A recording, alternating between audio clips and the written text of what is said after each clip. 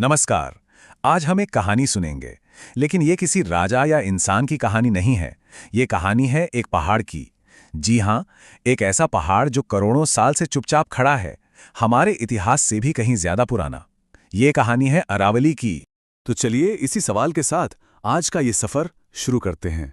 जरा सोचिए, अगर ये पुराना पहाड़, ये अरावली आज हमसे बात कर पाता तो वो क्या कहता?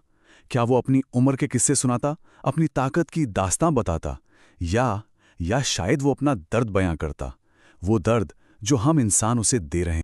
तो हमारी कहानी का पहला हिस्सा है एक ऐसे गार्डियन के बारे में, एक ऐसे प्रहरी के बारे में जो तब से खड़ा है जब इंसान ने शायद आग जलाना भी नहीं सीखा था। चलिए मिलते हैं अरावली से। हाँ, बिल्कुल सही सुना। हम सब हिमालय को कितना पुराना और विशाल मानते हैं ना, पर सच तो ये है कि अरावली के आगे हिमालय तो एक बच्चा जैसा है। सोचिए, अरावली का जन्म आज से 250 करोड़ साल पहले हुआ था, जब धरती की टेक्टोनिक प्लेट्स आपस में टकराई थीं। ये दुनिया के सबसे पुराने, सबसे प्राचीन पहाड़ों में से एक है। और ये सिर्फ पत्थरों का ढेर नहीं है। नहीं, ये एक दीवार की तरह है, एक ढाल जो हमारी रक्षा करती है। गुजरात से शुरू होकर राजस्थान और हरियाणा से गुजरती हुई ये दीवार दिल्ली तक फैली है। और इसका सबसे बड़ा काम, ये थार के रेगिस्तान से आने वाली गर्म सूखी हवाओं को रोकती है, उत्तरी भारत को बचाती है।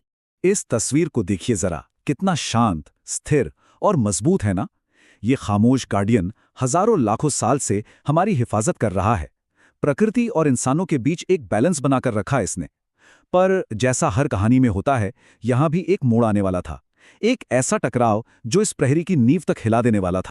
तो सवाल उठता है कि भाई, अरावली हमारे लिए इतनी जरूरी है क्यों? ये सिर्फ एक पहाड़ तो नहीं है, ये असल में जीवन का स्रोत है, एक लाइफलाइन है। चलिए देखते हैं कैसे। देखिए, अरावली एक साथ 3 बहुत बड़े काम करती है। पहला, यहीं से लूनी और साबरमती जैसी नदियां निकलती हैं जो लाखों लोगों की प्यास बुझाती हैं। दूसरा, ये 300 से ज्यादा तरह के पक्षियों और तेंदुए जैसे कई जंगली जानवरों का घर है, एक सेफ हेवन। और तीसरा, जो शायद सबसे जरूरी है, ये एक बहुत बड़े स्पंज की तरह काम करती है। बारिश का सारा पानी सोखकर जमीन के अंदर भेज देती है, जिससे हमारा ग्राउंड वाटर रिचार्ज होता है और कुओं में पानी बना रहता है। लेकिन अब कहानी एक दुखद मोड़ लेती है। जो गार्डियन हमें जिंदगी देता आया, आज वो खुद जख्मी है। यहां से कहानी का रुख एकदम बदल जाता है और माथे पर चिंता की लकीरें खिंच जाती हैं। ये तस्वीर, ये अपने आप में पूरी कहानी कह रही है। वो पहाड़ जो सदियों से हमारी ढाल बना रहा, आज वो खुद को नहीं बचा पा रहा। और जानते ये जख्म उसे किसने दिए? किसी और ने नहीं, हम इंसानों ने। ये जख्म हैं अवैध माइनिंग के और अंधाधुंध शहरीकरण के। एक अंदाजा है कि अरावली का करीब 20% हिस्सा खत्म हो चुका है, बर्बाद हो चुका है। हम विकास के नाम पर अपनी ही लाइफलाइन काट रहे हैं। और इसका असर क्या होता है?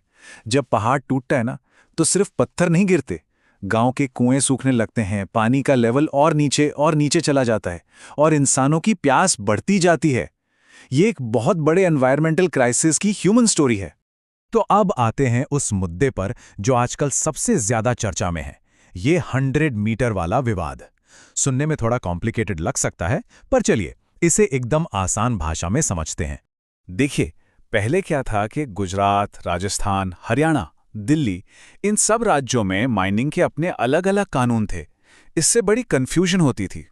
तो इसी चीज को ठीक करने के लिए सुप्रीम कोर्ट ने एक कमेटी बनाई, ताकि पूरे अरावली क्षेत्र के लिए एक ही नियम, एक ही कानून हो।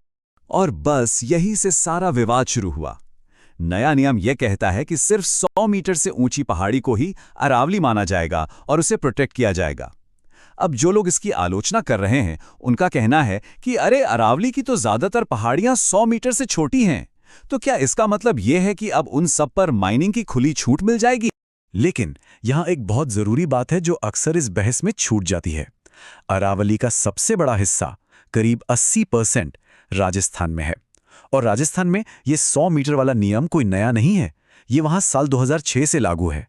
तो सुप्रीम कोर्ट की कमेटी ने दरअसल इसी पुराने नियम को बाकी राज्यों के लिए भी एक स्टैंडर्ड बना दिया है। और हाँ, ये सोचना भी बिल्कुल गलत है कि अब 100 मीटर से नीचे की हर पहाड़ी पर खुदाई शुरू हो जाएगी। ऐसा नहीं है। जो इलाके इको सेंसिटिव जोन्स हैं, वाइल्ड लाइफ कॉरिडोर हैं या फिर दिल्ली एनसीआर का इलाका है, वहाँ माइनिंग पर पूरी तरह से बैन है, पहले की तरह ही, चाहे पहाड़ी की ऊंचाई कुछ भी हो। तो अब हम एक ऐसे मोड़ पर आ खड़े हुए हैं जहां हमें चुनना होगा। हमारे सामने 2 रास्ते हैं और हमारा आज का फैसला ही हमारा कल तय करेगा। ये 2 तस्वीरें हैं। ये हमारे 2 अलग अलग भविष्य हो सकते हैं। एक तरफ है सूखा, बंजर रेगिस्तान। अगर अरावली नहीं बची तो दिल्ली एनसीआर जैसे शहर भी रेगिस्तान बन सकते हैं। और दूसरी तरफ है हरियाली, जिंदगी और एक खूबसूरत बैलेंस। चुनना हमें है। पर अच्छी बात यह है कि उम्मीद की किरण अभी भी बाकी है। अरावली ग्रीन वॉल प्रोजेक्ट जैसे कदम उठाए जा रहे हैं। ये कोशिशें इस घायल गार्डियन के जख्मों पर मरहम लगाने जैसी हैं और ये दिखाती हैं कि हाँ, विकास और पर्यावरण के बीच एक संतुलन बनाना मुमकिन है।